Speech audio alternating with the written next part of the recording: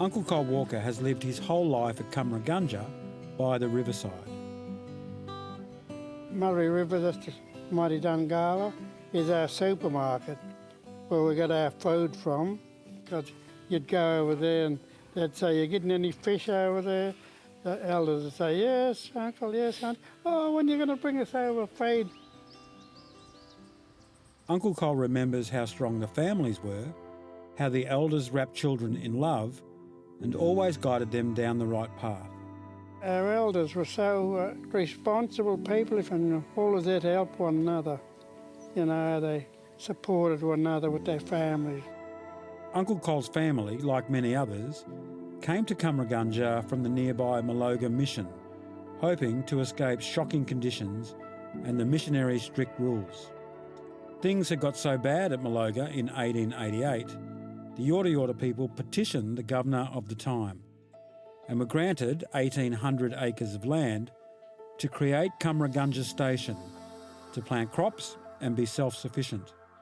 They were small little houses and only one bathroom and toilet. And so we lived under them conditions, but it didn't dent our old people. They were so, cultural minded and spiritual. They were so happy to know this was their land. But in 1915, managers were employed by the New South Wales Aboriginal Protection Board, which were given increased powers. What followed was appalling living conditions, reduced rations, and most disturbingly, stolen children. Said they were kidnapped, because we were very close families, and they didn't realise that when they'd taken them away, they broke up the spiritual part of the families. Some residents of Cummeragunja decided they'd had enough. While some stayed, a big group of around 200 locals packed up their belongings and walked off Cummeragunja.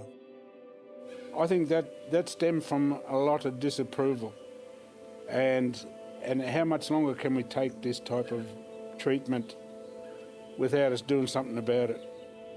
When the walk-off took place, Uncle Cole was just 4 years old.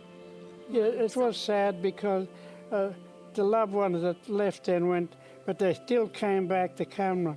Those people that walked off, totally missing home, they're in an entirely new environment that is like a fish out of water. I'd imagine every time they caught up with someone that didn't walk, it would have been like a big reunion. On the anniversaries of the walk-off, families come back to Cummeragunja and set off on the same trail taken by the protesters 84 years ago. It's a chance to reflect on the sacrifice of those who walked and remember their courage.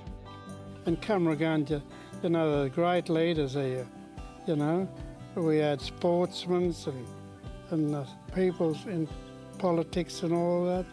And I think Cummeragunja, it was the first walk-off ever with Indigenous people in this country.